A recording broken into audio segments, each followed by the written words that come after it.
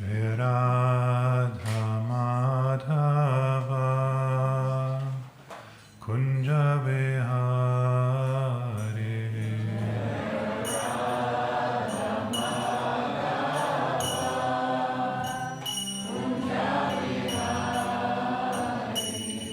Jaya Radha Madhava Kunja Vihari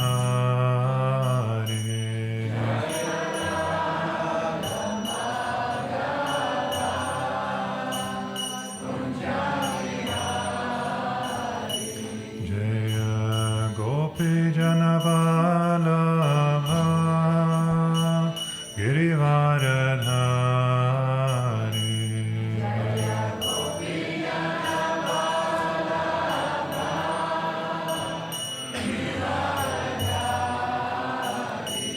Jaya Gopi Janavalabha Girivaradhari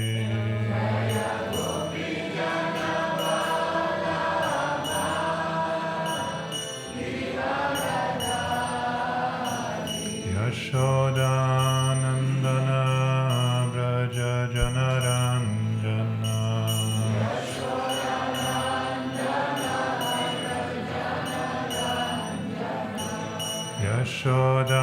Yashodanandana Braja Janaranjana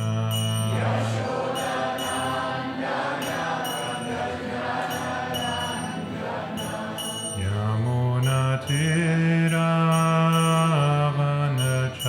Tiravanachari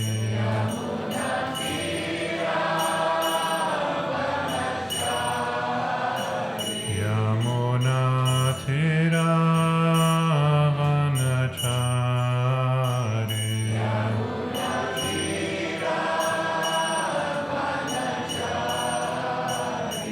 Jaya Radha Madhava Kunja Vihari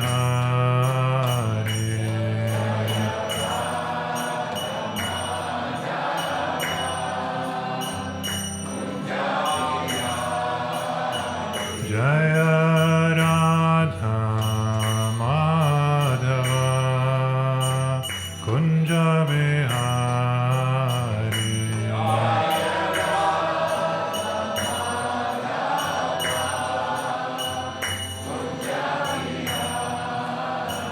Jaya Gopi Janavalabha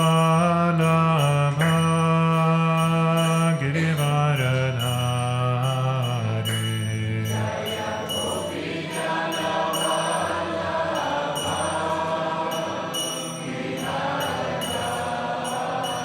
Jaya Gopi Janavalabha Girivaradhari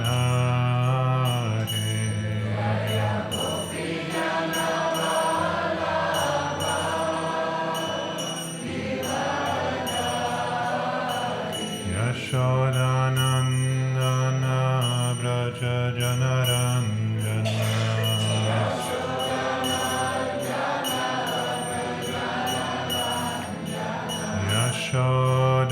Yashodanandana Braja Janaranjana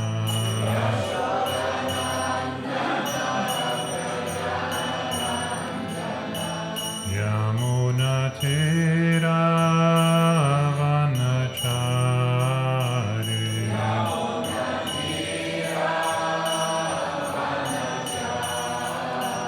Yamuna Tiravanachari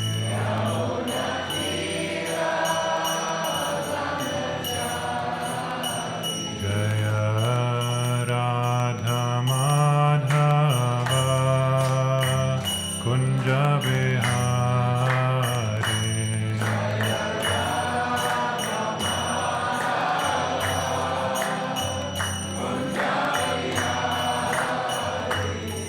Jaya Radha Madhava Radha Madhava Radha Madhava Radhe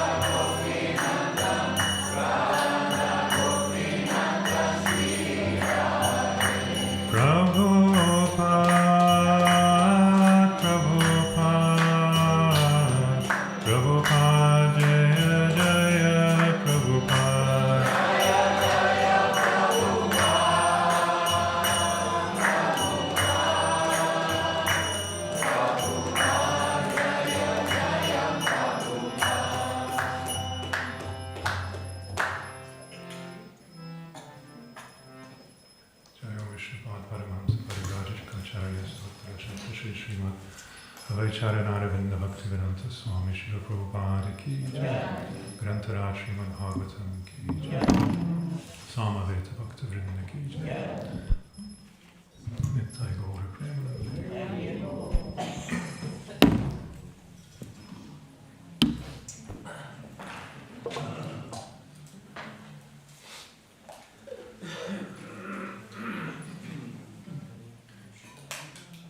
Om Namo Bhagavate Vasudevaya.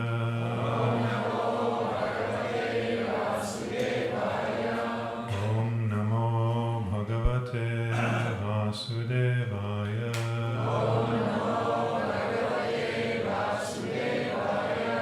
Om Namo Bhagavate Vasudevaya.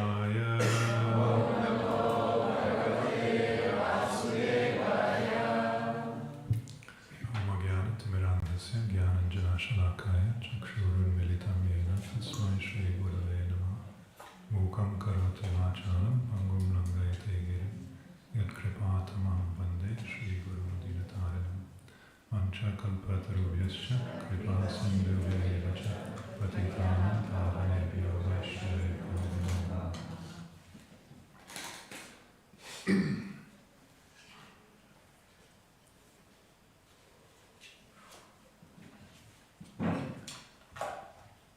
Good morning. We're nearing the end of the chapter, the deliverance of Shishupal, and Mother Bhagavati asked me to finish the chapter. So we'll be reading a few verses and we'll comment as we go along. The verse you have on the board is not the first one of the series, so we'll get to that in a moment. Is that okay?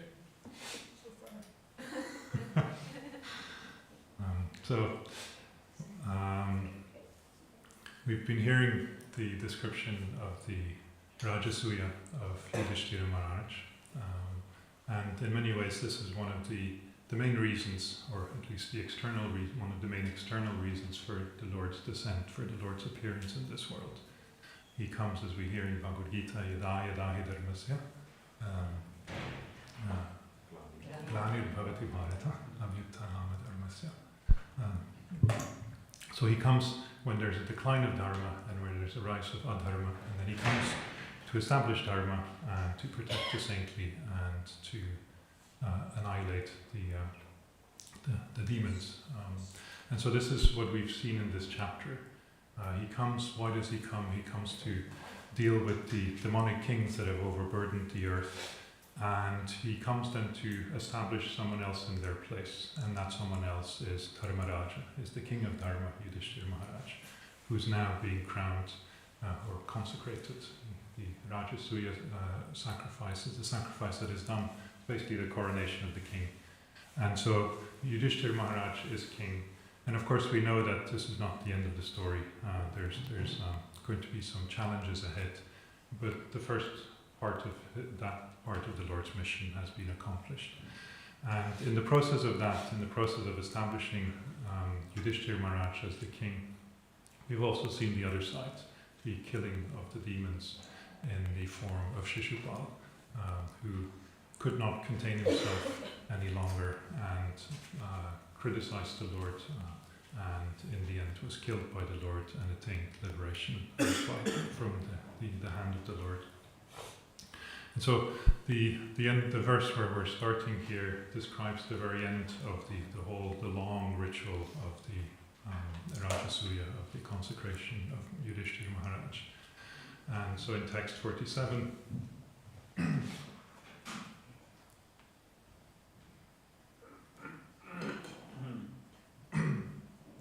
Ritvigya sadasyevyo dakshinam vipulam adat sarvan sampuja vidivat chakre avabritam ekarat.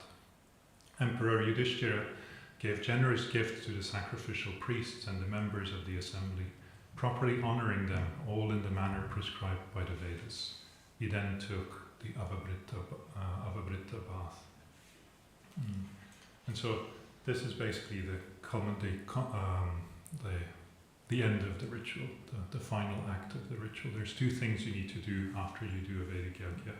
One is you give in charity to the Brahmins, particularly the Brahmins who've performed the ritual for you. And we hear earlier in the chapter a long list of all the Brahmins that Yudhishthira Maharaj had invited to be part of this ritual. In the Mahabharata we hear exactly who is performing what role in the ritual, and it's quite an august assembly. He's got Vyasa himself as the Brahman, which is the overseeing priest. You're supposed to have you have four main priests, each associated with one of the four Vedas, and so Veda Vyasa is the Brahman. He's the priest who oversees everything and makes sure that everything is done properly. It's a very demanding task because you have to know what all the roles are of all the other priests, and so you have to know all the Vedas, and who better than Veda Vyasa himself, the editor of the Vedas. He's got Paila Rishi as the Hota. The Hota is the one who invokes the Devas by the recitation of the Rig Veda. And Paila Rishi is the one whom Vyasadeva personally instructs the Rig Veda. He's got Yajnavalkya as the Adharyu, who's the Samavedic priest. And again, Yajnavalkya is a great sage, actually so great that he received special Yajurvedic mantras from the Lord in the form of the sun. And so again, how fortunate must you be to have someone like that at your sacrifice. And in this way we see that each of the main priests has a special position and is extraordinary and so Yudhishthira Maharaj now, the ritual is over and he pays them, he basically gives them in charity. He gives them wealth, he gives them cows. And unless you do this, the ritual is not completed. But more so than that, he doesn't just give to the Ritviks, but he also gives Sadasyebhyo to the entire assembly. To everyone who is gathered, he gives very generously in charity. And lots of people gathered. All the kings from neighbouring countries, from neighbouring dominions, all attended the ritual. Great sages, the teachers, the great teachers of Yudhishthira and the Pandavas, they all attend. Dronacharya is there, Bhishma is there. But then we hear that everyone else basically in the kingdom wanted to come and see this great celebration and this great occasion. So they've all gathered, and none of them go home empty-handed. All of them are given in charity. So that's the first thing you need to do. You need to give in charity. The second thing you need to do is you need to go and take a bath. And so this is the Avavrita that's mentioned here, which is the ritual is only complete when everyone goes and bathes. And the reason for that is when you perform a Vedic yajna, you're initiated into that ritual. You enter into what they call the state of Diksha, which is slightly different from our conception of Diksha. And as long as you're in that state, you stay in that state of Diksha until the sacrifice is over. And you end your Diksha, your state of Diksha, by bathing.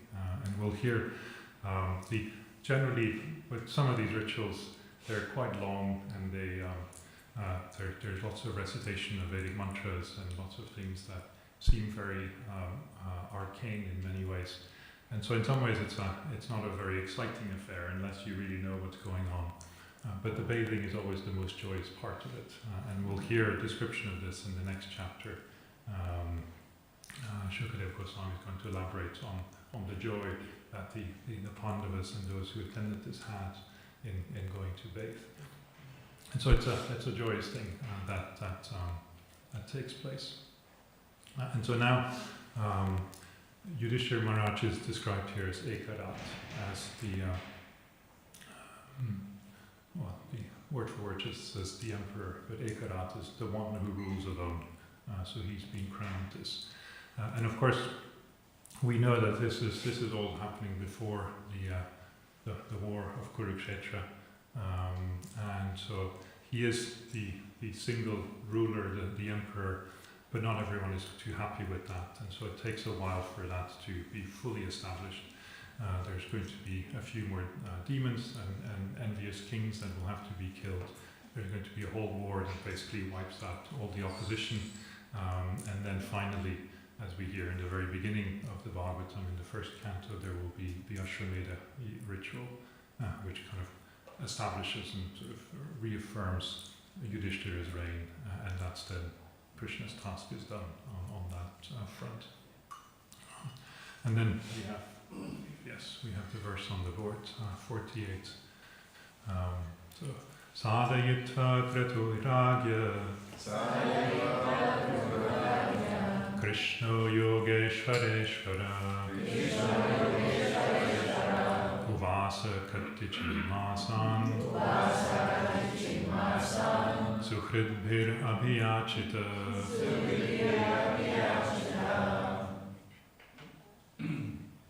Sadhyaditva Kraturagya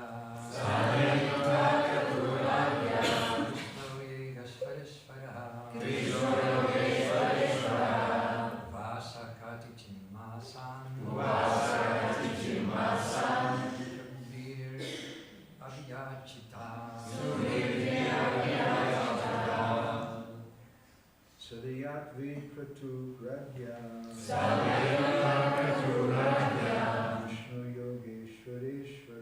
Krishno Yogeshwareshwara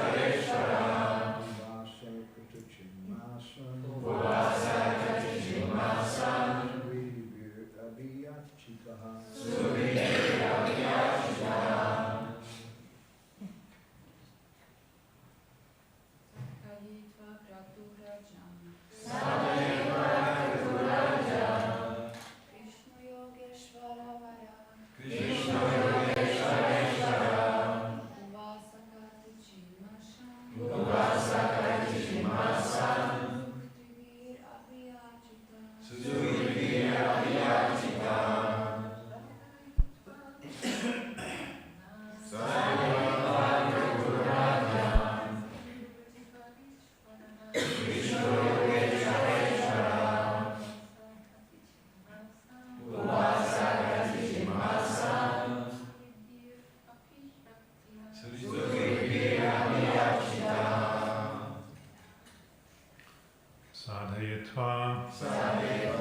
Accomplishing Kratu, the Soma sacrifice, Ragya, of the king, Krishna, Lord Krishna, Yoga Ishvara, of the masters of mystic power, Ishvara, the supreme master, Vasa, resided, Katichit, some, Masan, months, Suhridbhi, by his well-wishers, Abhiyachita, begged. Translation. Thus Sri Krishna, the Lord of all masters of mystic yoga, saw to the successful execution of this great sacrifice on behalf of King Yudhishthira. Afterwards, the Lord stayed with his intimate friends for a few months at their earnest requests. Purport. Although Lord Krishna is the master of all masters of yoga, such as Lord Shiva, still he was controlled by King Yudhishthira's pure love. Thus the Lord personally saw to the successful completion of the king's sacrificial performance. And after that he agreed to stay with his dear friends in Indraprastha for a few more months. So here, Sadayitva, the Lord is causing the ritual to be completed. The Lord is personally involved in the ritual. Earlier in the chapter, we hear that Yudhishthira Maharaj, everything he's doing in regards to this ritual is Krishna Anumodita, is done with the pleasure of Krishna. And he's constantly asking Krishna for how things to do and checking that he's pleasing Krishna in doing this. And so in many ways, we look at this, at the consecration of Yudhishthira Maharaj as being about Yudhishthira Maharaj. But Yudhishthira has a very different conception of this. For Yudhishthira, actually, the whole thing is about Krishna. And there's in a few chapters, it's 2 chapters earlier, Yudhishthira is revealing his intentions, why he wants this ritual to be done. And I won't read the verse, but Prabhupada, in the purport there's a citation from the Krishna book where Prabhupada beautifully explains Yudhishthira Maharaj's mood, and particularly his mood in the guests he is inviting. And so he is inviting not just the kings, as I mentioned, not just the sages and the Brahmins, but he's also inviting the demigods to attend. And so we hear that Brahma is attending, Shiva is attending, various demigods come to Indraprastha to witness this occasion. And Prabhupada comments on this, for those of you who want to follow along, this is on your phones or whatever, that's Canto 10, Chapter 72, Text 3 in there. The purport says, thus Srila Prabhupada treats this verse as follows in Krishna, the Supreme Personality of Godhead. And then we have the quote from the Krishna book. Chapter 72. 72, text 3. In my book, it's on page 80. My dear Lord Krishna, the sacrifice known as the Rajasuya Yajna is to be performed by the emperor, and it's considered to be the king of all sacrifices.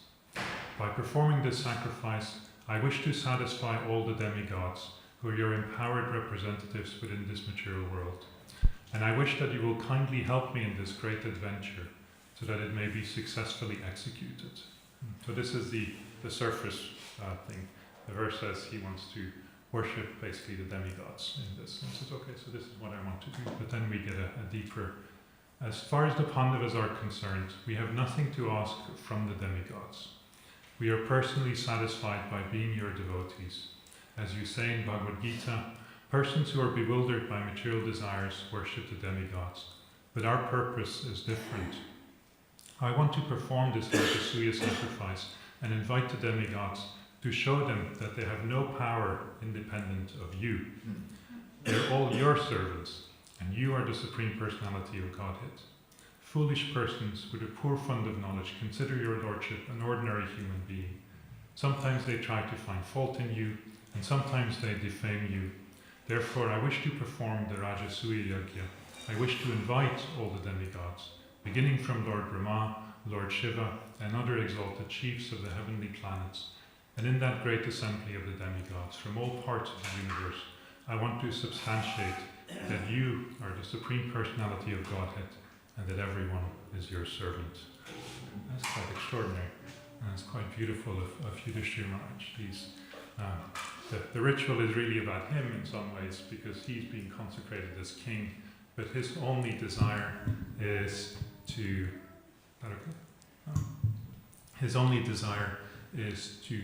place Krishna at the center, not just of his kingdom, but of the entire universe, by bringing all the demigods there, and to remind everyone of who Krishna is.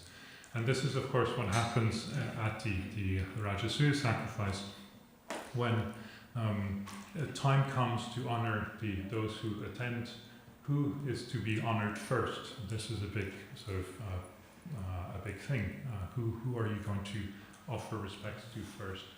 And Sahadeva, who's been orchestrating a lot of the Rajasuya sacrifice, doing the logistics behind the scenes, he stands up and he says Krishna should be honored first because of who he is. He's the Supreme Personality of Godhead, and therefore let's worship him first.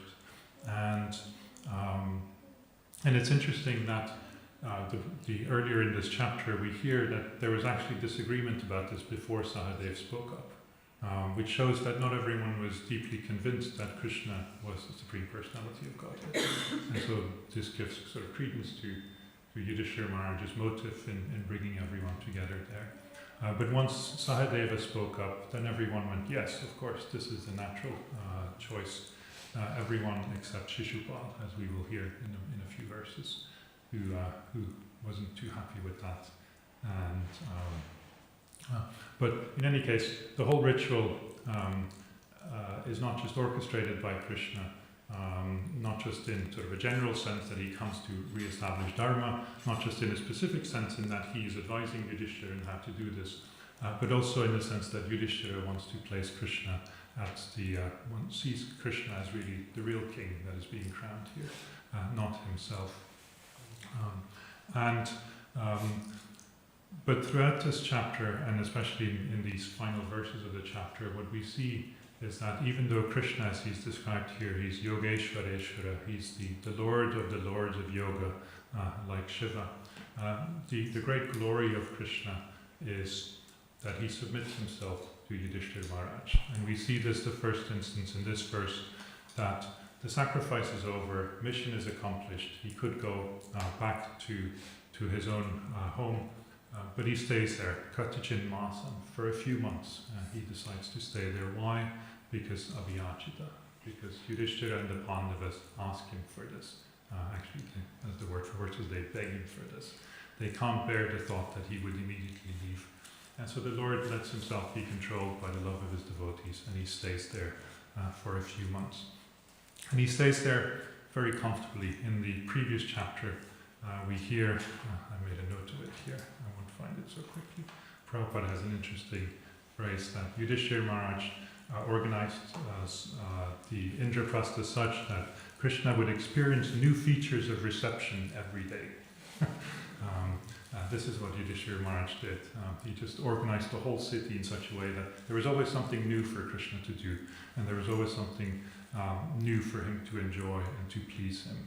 And so Krishna would wander through the city, Krishna could be with the Pandavas, various things were arranged purely for the comfort of Krishna.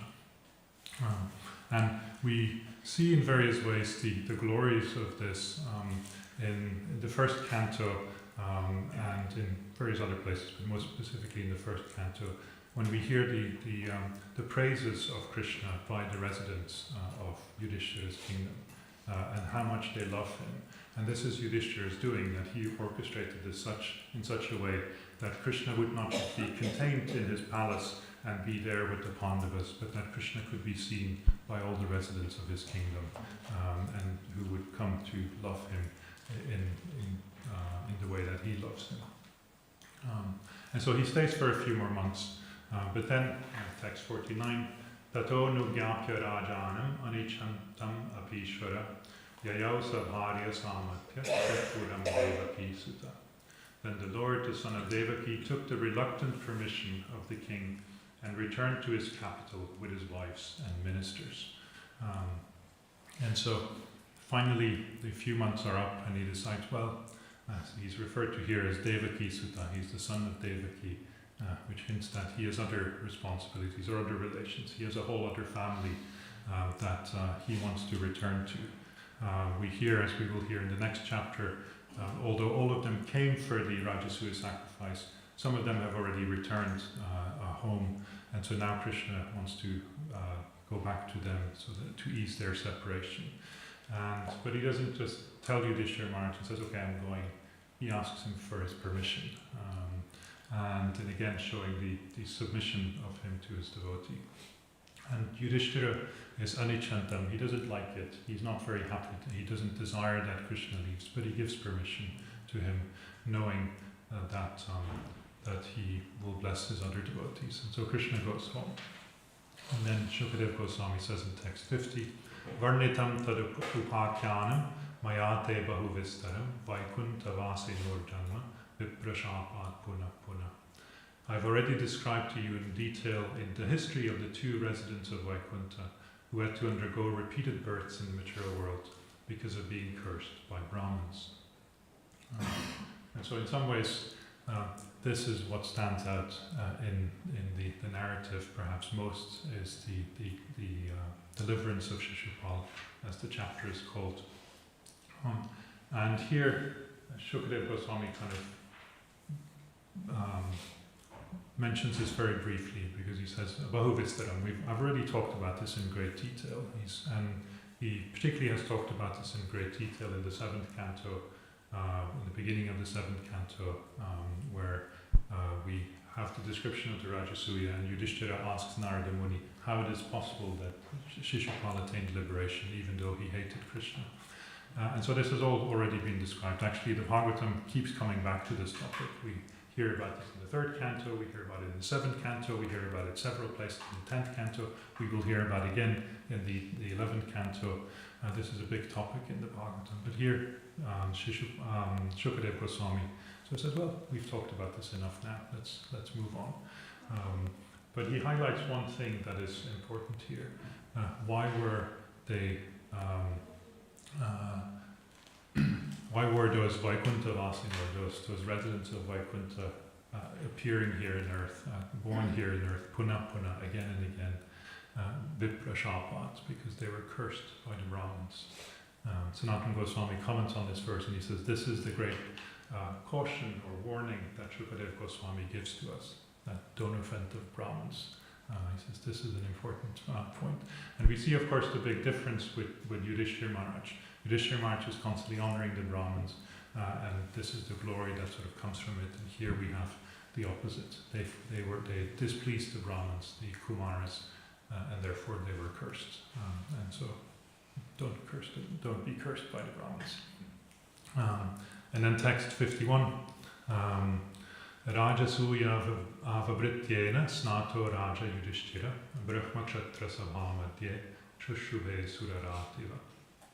Purified in the final avavrita ritual, which marked the successful completion of the Rajasuya sacrifice, King Yudhishthira shone among the assembled Brahmins and Kshatriyas like the king of the demigods himself. It's interesting, Shukadev goes back to the avavrita now. Sanatana Goswami says this because he's particularly enthusiastic about this part. And as we'll see, the next chapter will elaborate on that again. Could you repeat what you said? That Shukadev is particularly enthusiastic talking about this part of the Leela. And therefore he returns to this topic of the avavrita, of the final bath at the end of the ritual. What was so funny? What was that? Because I think most of us would think that this is not the very sort of the topic you would return to. That the other topics are more worthy. But as we'll see in the beginning of the next chapter, this is actually a pastime of great sweetness that takes place there. We have a few more verses. Ragya sabhajita sarve suramanava kechara krishnam kratum cha shams santa swadhamani yayurmuda. The demigods, humans, and residents of intermediate heavens, all properly honored by the king, happily set off for their respective domains while singing the praises of Lord Krishna and the great sacrifice. Purport: according to Sridhar Swami, the term Kechara in the verse here refers to the Pramathas, mystic yogis who accompany Lord Shiva. So all the demigods, the Suras, the Manavas, the humans that have attended, and those Kecharas, those beings that are, in the translation says, the residents of the intermediate heavens, or those other beings that are neither demigods nor human beings, they all go home. And Muda, they're very happy going home, because as they're going home, they're all singing the glories of Krishna. So Yudhishthira's plan worked. He got them all absorbed in the glories of Krishna. And they're also absorbed in the glories of singing the praises of the kratu, of the sacrifice itself, because it establishes who Krishna was. And then they're all happy except one person. And this is what we get in text 53. Duryodhanam rite papam kalim kuru kuramayam yonasehe shriyam spitam drishtva panru sutasyatam. All were satisfied except sinful Duryodhana, the personification of the age of quarrel and the disease of the Kuru dynasty. He could not bear to see the flourishing opulence of the son of Pandu. So Duryodhana is not satisfied with this because he wants to be the king, and here's this illegitimate king in his mind, the son of the brother of his father who should have been king, and therefore he's not happy. And this is what we'll hear more about in the next chapter. The next chapter is titled Duryodhana Humiliated. It's not going to go well for him immediately after this, and of course it's not going to go well for him in the ultimate. There's a short purport here. Srila Prabhupada writes, Duryodhana by nature was very envious because of his sinful life, and he appeared in the dynasty of the Kurus as a chronic disease personified in order to destroy the whole family. Srila Sridhar Swami mentions that Duryodhana hated pure religious principles. And then we get the final verse, text 54. Ya idam kirtayed Vishnu karma chaidya valhadikam raja moksham vitanam cha sarva papai pramuchyate. One who recites these activities of Lord Vishnu, including the killing of Shishupal, the deliverance of the kings, and the performance of the Rajasuya sacrifice, is freed from all sins. So this is the benediction at the end, the Palashruti. If you hear, or in this case, kirtayet, if you chant this, if you recite this, then this is what you will gain. Sarva papai pramuchyate. All sins will be eradicated. All sins means including your prarabdha karma, including your manifest karma, including the karma that's already come to fruition, which is not always so easy to overcome. But here we hear the glory of this. If you praise this, if you recite this, this is what you will gain. And that's the end of the chapter then.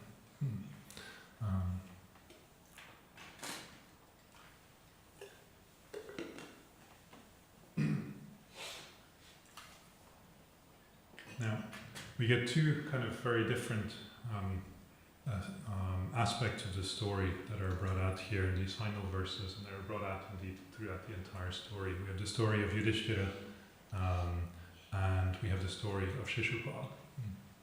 And of course, Shishupal is perhaps the most striking one, because he hated Krishna, and he hated Krishna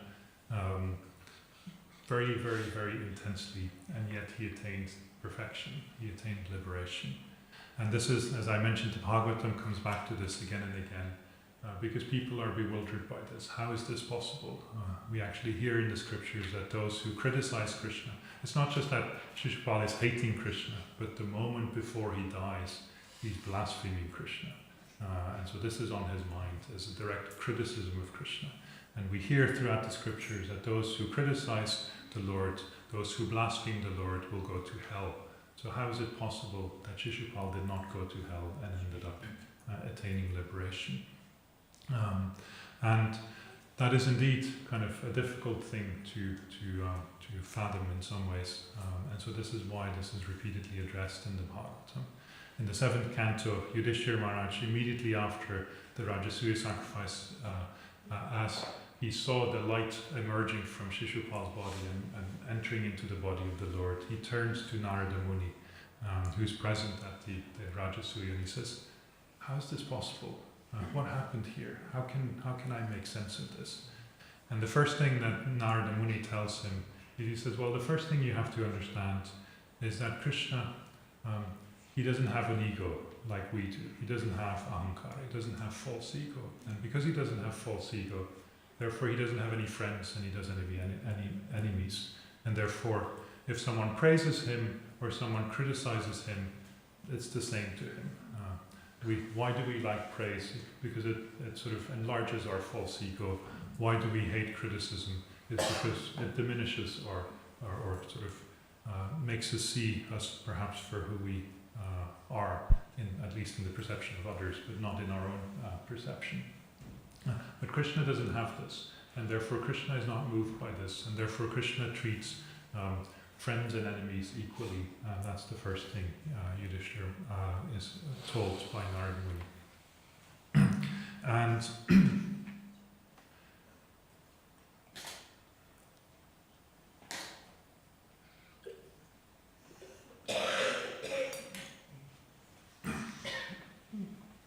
but then here in the few verses in text 50, we get a different answer given to this, and this is very typical of the Bhagavatam and of the Acharyas actually, that they actually have very different perspectives on this whole issue of the liberation. That it's not just that the Lord has no ego and therefore treats friends and enemies equally, but actually that there's something else going on, and that is Viprashabad. They were cursed. Shishupal was cursed to be born 3 times in the body of an asura and now the curse has come to an end. So he was born, him and Dantavakra, who will be killed a little later. Actually, it's very interesting. Dantavakra is almost the afterthought. The description of the killing of Dantavakra in the Bhagavatam is just a few verses long, and it's just like, okay, and then this happened. But Shishupal is the main sort of focus of the Bhagavatam. But Shishupal and Dantavakra, they were first appeared as Hiranyaksha and Hiranyakashipu, killed by Varaha and Hiranyakashipu and Narasimha. Then they appeared as Ravana and Kumbhakarna, killed by Lord Ram. And finally they appeared as Shishupal and Dantavakra, both killed by Krishna. And so the three births they attained in this world because of the curse is now over, and finally they attained liberation. And if we look at it like that, then we see that there's a bit more going on than just the Lord being free from false ego and therefore being equal to everyone. Actually, we see then that the Lord loves his devotees. That Shishupal, Krishna can see that Shishupal is actually one of his dear devotees, one of the guardians of Vaikuntha,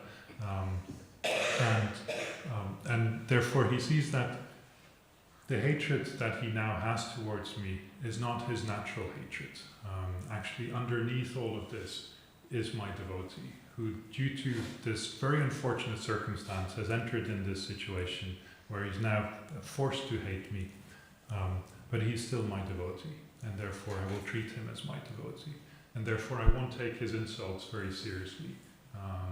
And indeed, we see that when Shishupal is starting to criticize Krishna, Krishna is just kind of sitting there and letting it wash over him. He doesn't care. In the Mahabharata, which I think Gauragovinda Prabhu mentioned that the other day, in the Mahabharata we hear that Krishna would tolerate 100 insults of Shishupal, and that finally this was over, and this was the final one, the 101st, and therefore now he kills Shishupal. But the Bhagavatam has a different version of this. In the Bhagavatam, it's not that Krishna is sort of saying, okay, now my tolerance is up and now I will act. Actually, why does Krishna act? Is because it says in text 42, undaunted Shishupal then took up his sword and shield in the midst of all the assembled kings of Bharata, and hurled insults at those who sided with Lord Krishna. So now he's criticizing not Krishna, but Krishna's devotees. He's criticizing the Pandavas. And the next verse says, at that point the Supreme Lord stood up and checked his devotees. He then angrily sent forth his razor-sharp disc and severed the head of his enemy as he was attacking. And so the Lord doesn't care about being criticized, but he does care that his devotees are criticized. He cannot tolerate this, and so therefore he acts. But still, his act is his killing of Shishupal is an act of compassion, and therefore he allows Shishupal to return to him. And this is a very comforting thought, that whatever situation we find ourselves in, that Krishna is still there, looking out for us. Krishna sees that we're all his devotees, and therefore, even if we're wrapped up in all sorts of things that we've conjured up in our minds over countless births, over countless lives, Krishna still sees, these are my devotees, I want these people to come back to me, and therefore I will guide them back to me in whatever way I can.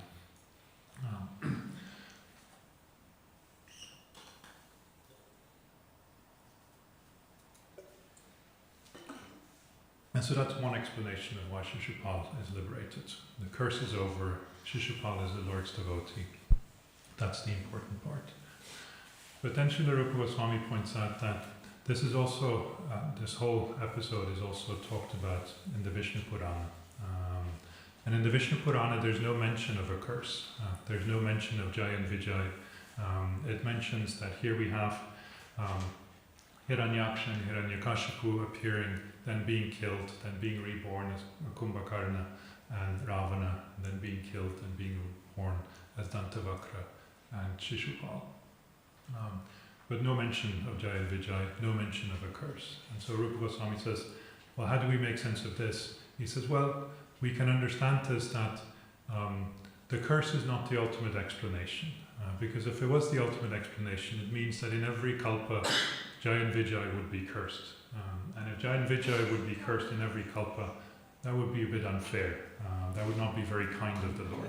Okay, here you go again, back into the material world for 3 lifetimes. And they're long lifetimes too. I mean, our lifetimes, we tend to think that we live long, but these are much longer lifetimes. This is in previous yugas. Some of them, they live much longer, so the time of separation from the Lord is much longer than we might think.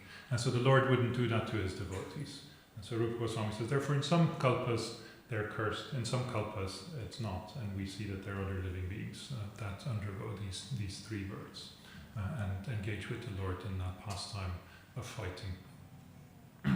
But then the question remains that, okay, Hiranyaksha and Hiranyakashipu are killed by the Lord in the form of Varaha and Narasimha, and Ravana and Kumbhakarna are killed by Ram. So why did they not attain liberation? And why does Shishupal and Dantavakra, why do they attain liberation? What's so different here? If there is no curse, they don't have to be born 3 times. They could have been attained liberation in the first time.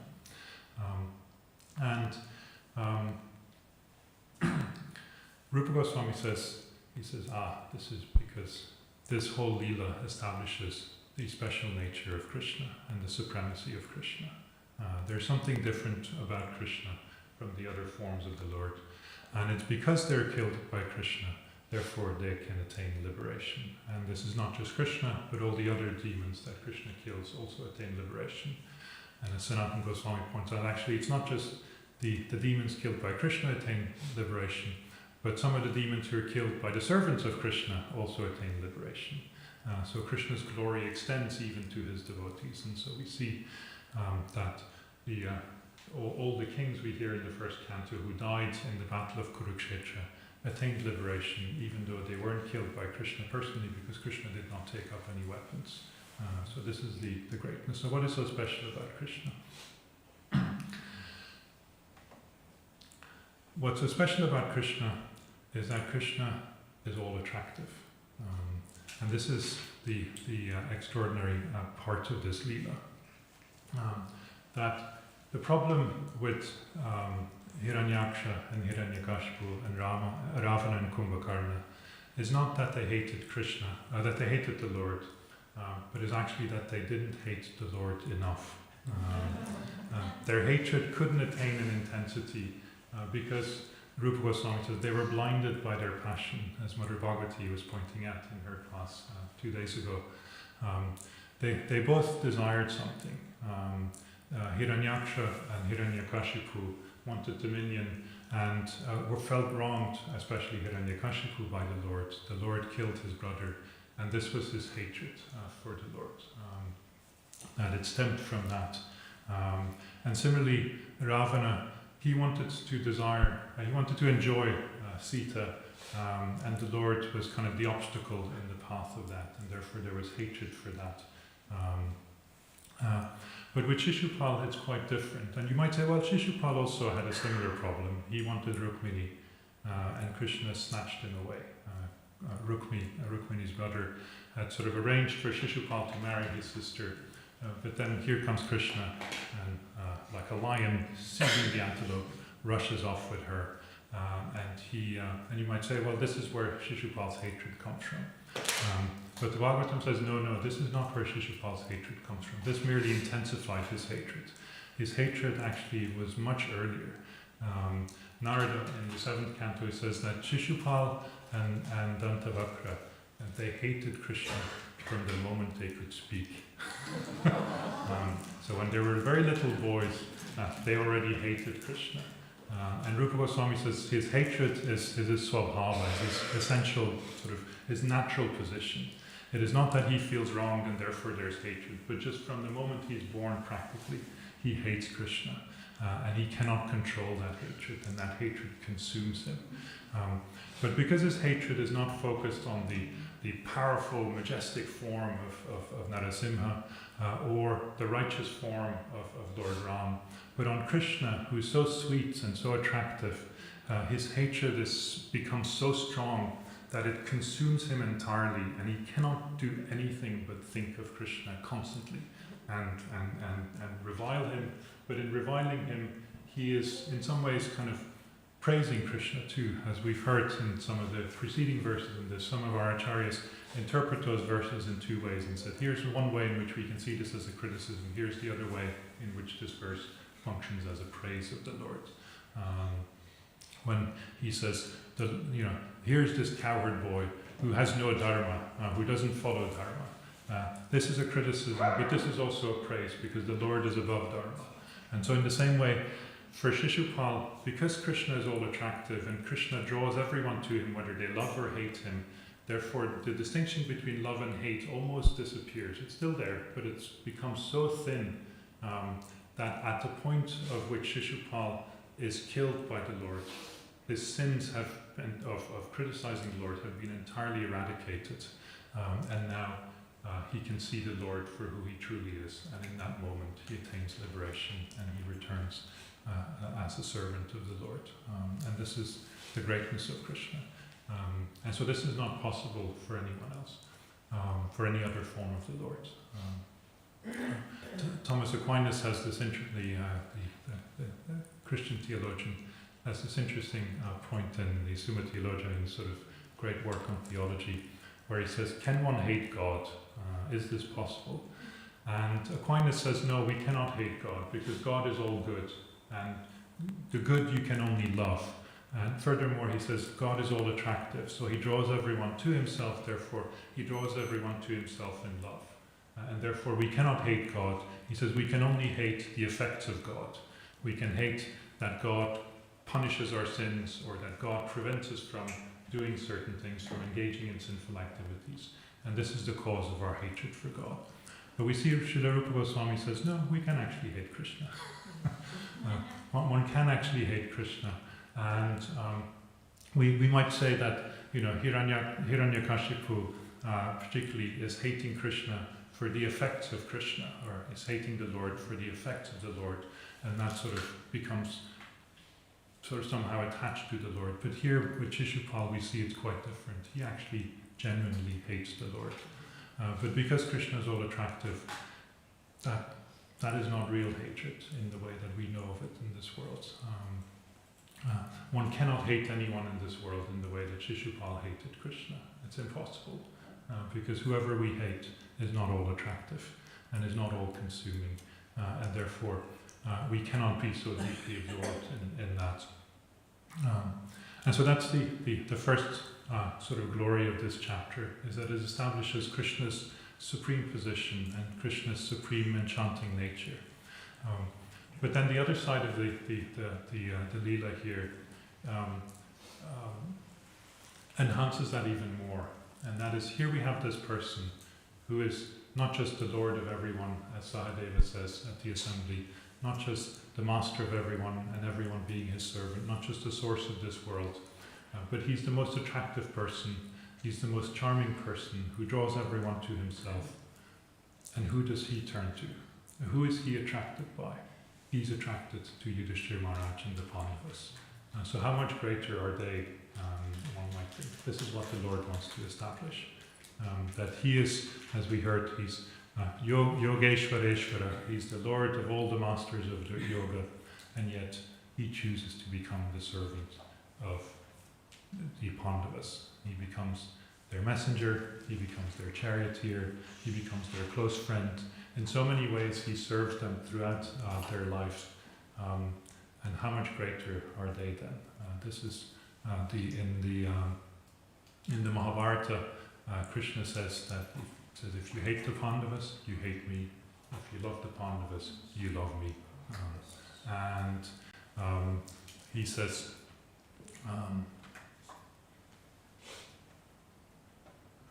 Pandava, Mama Prana Pandava, my very life is the Pandavas. This is how dear they are to him. And so this is the greatest glory of the Lord. It's not that he is the creator of everything, the maintainer of everything, the destroyer of everything. It's not that he's the master of everyone, but it's actually, and not even that he's the most attractive person, but what is the most attractive part of him is that he becomes controlled by his devotees and serves his devotees in various ways. So, that's something to reflect on.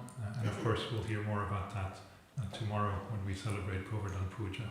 And we hear about it every day when we sing Tadi Yeshitam Yeshu Bhaktairjitattvam, that the Lord shows those who know only his Ishita, his greatness, that actually he's Bhaktairjitattvam, he's controlled by his devotees.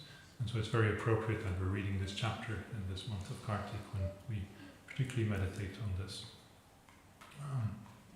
That's it, Prabhu.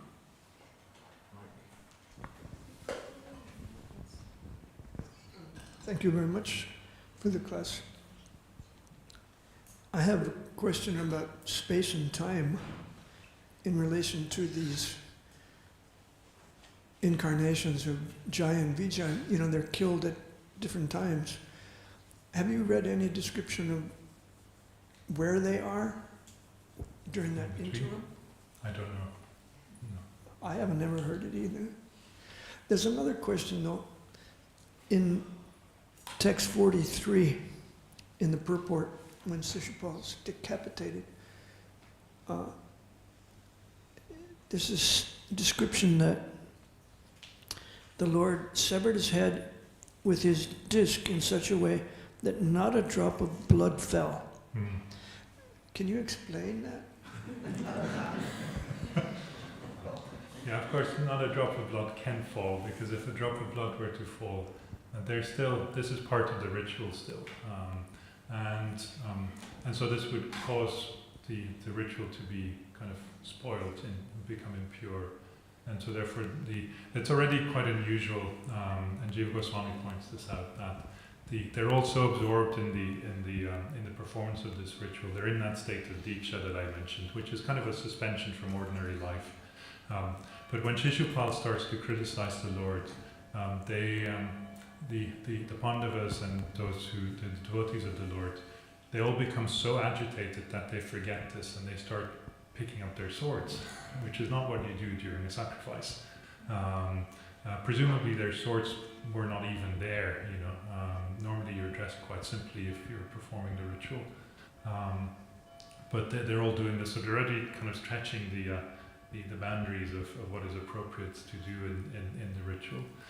And so the Lord doesn't want to ruin it further, and so therefore he decapitates Shishupal with his chakra in such a way that no blood can fall on the ground and pollute the thing.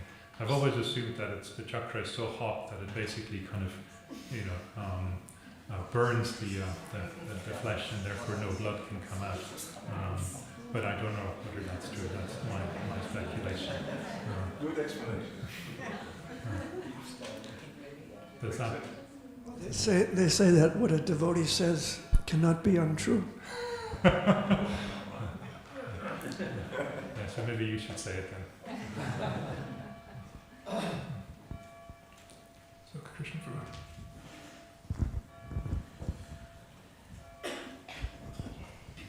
So the liberation of Shishupal, the understanding is that he got impersonal liberation, but you said he retained his position as servant. Yeah, the Acharyas say... Another thing is also, if he would get liberation to Vaikuntha, then he would assume his four-armed form. He would not merge in the body. Yeah, so the Acharyas have talk about it differently. Rupa Goswami in Laghu Bhagavatamrita, when he talks about the liberation, he usually uses the term laya, which means to dissolve, to kind of disappear, which suggests a form of Sayuja Mukti. But of course, if they're cursed and the curse has come to an end, now they return to their post in Vaikuntha, and therefore they wouldn't attain impersonal liberation, but they would go back to the place where they started out with. So sometimes the Acharyas talk about it in that way as well. In any case, whichever way it is, the perception could have been quite similar. In Brihad Bhagavatamrita, we hear when Gopakumar travels to the spiritual world, he first passes through the state of impersonal liberation. And so from our perspective here, seeing someone disappear into the spiritual world, if we were to be able to see them, would be like entering a great light, basically. And so that's, I think, where the Acharyas, how they sort of reconcile this, that it's not different from that in a sense. So whether he then stops there or goes further, that's then the question. Does he stop at the state of moksha, of liberation, or does he go travel even further? It's like Prabhupada says, we see a green bird enter into a green tree. From our, if you don't look closely, it just seems like the bird disappears in the tree. But if you're in the tree, you can see, now this bird has come in and this bird still exists. And so that's, I think, what's at play here. Is that? Well, it could also be that the Shishupal that merged into Krishna's body was not the Shishupal that was cursed. That because generally devotees are not merging into the body of the Lord. They remain as their, Yeah, but of course here the Lord wants to make a point, and we see this several of the demons that sort of attain liberation in that way. But here, of course, this is the most striking way in which to make this point that the attained liberation is to show it in that way. And maybe the Lord orchestrated it like that to precisely emphasize that he did attain liberation. And this is the greatness of hating me.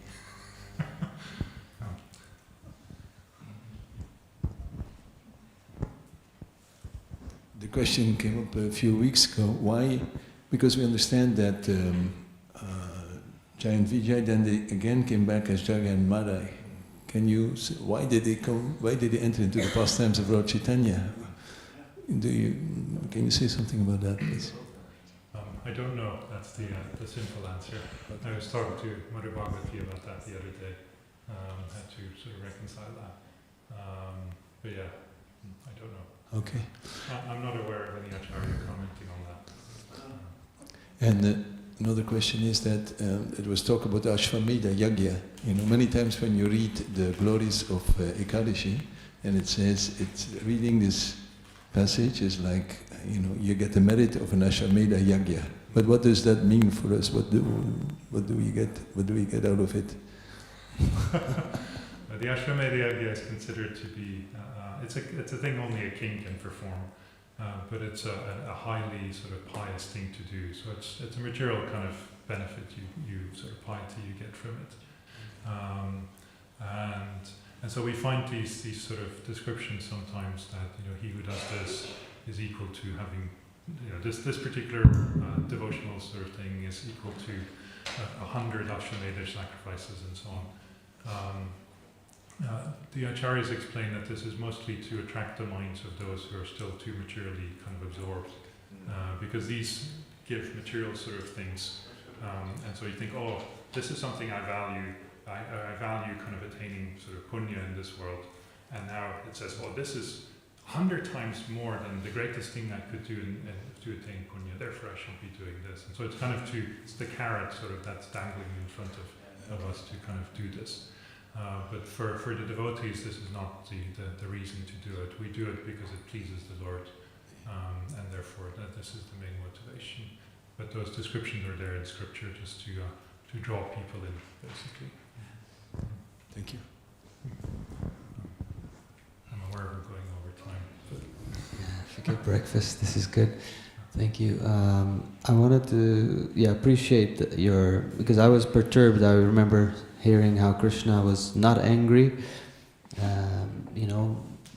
Prabhupada says so, and he's not disturbed or not agitated in the Krishna book. But then in the verse 42 he says he gets angry. But then you explained it, how he was angry because of now Shishupal was offending the devotees. So I really like that point, and now he's using anger and he's killing him. But then again, another doubt kind of comes up for me, is that there were a lot of demons throughout their lives have been offending devotees, including Shishupal. In Mahabharata, there's some references to actions that Shishupal did, even killing devotees of Krishna. So, what about the anger, about those things? I don't know. Well, you'd like to see thunderbolts coming down every time somebody criticizes devotees. Yeah, I don't know. I just There would not be a lot of people left in this world, including myself. I think.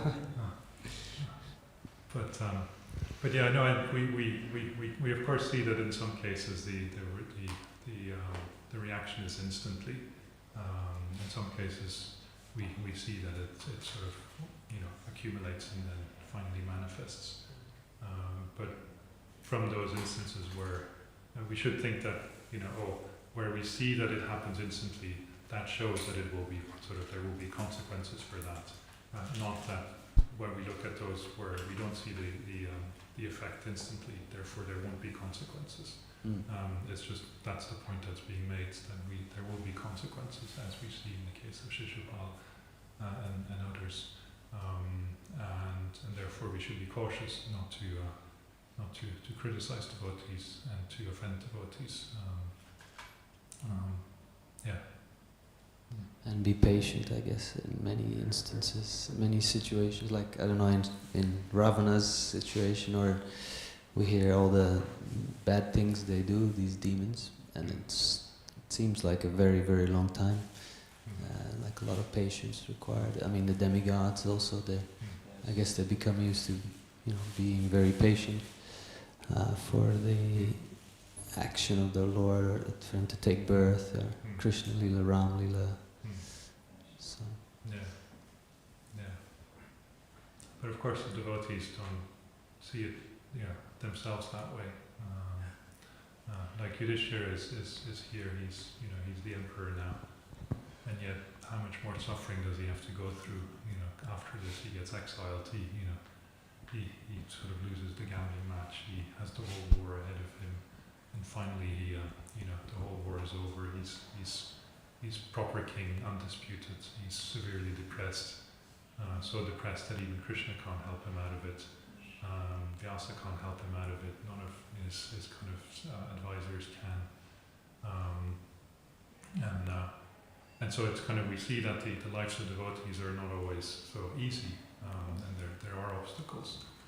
But then finally, when Yudhishthira Maharaj goes to Bhishma on his deathbed, and of course Bhishma and Yudhishthira had a very special relationship, because Bhishma more or less raised them after the death of Pandu, and there's a lot of affection between the two. And so finally Yudhishthira goes to him, hoping for, partly to offer his respect, but also hoping for some, help in getting out of his sort of, darkness and the depression that he's in. Because he knows that, why all of this, and for him it's not just my suffering, but it's also the suffering of everyone else that died in this battle, and all the families that were,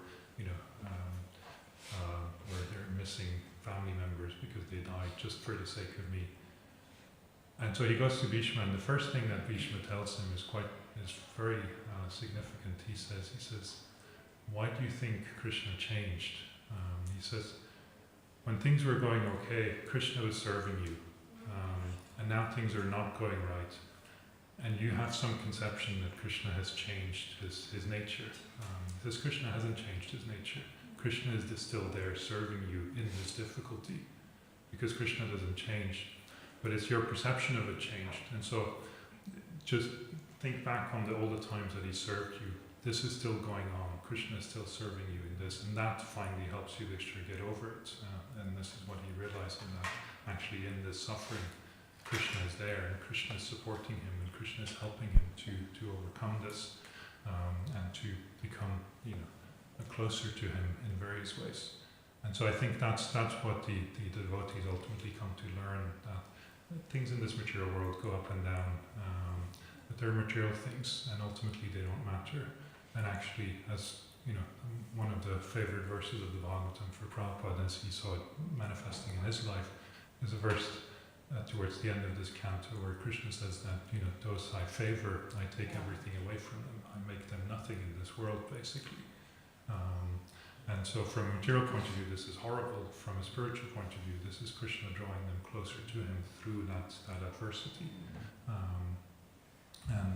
And that's the glory of Krishna and of his devotees, that the devotees can come to see this and therefore become indifferent to this, and therefore they say, hell or heaven, it doesn't matter. None of that is of any importance. The only important thing is my relationship with the Lord. And I can see that the Lord continues to serve me in various ways, and it continues to be kind. And therefore, from the Lord, there's only good coming. Whatever bad there is coming from me, basically. I'm the obstacles in this relationship, but all the good that is there comes from the Lord. So that's a comforting thought. Maybe we should end there. Grantaraj Srimad Bhagavatam ki jai, Srila Prabhupada ki jai.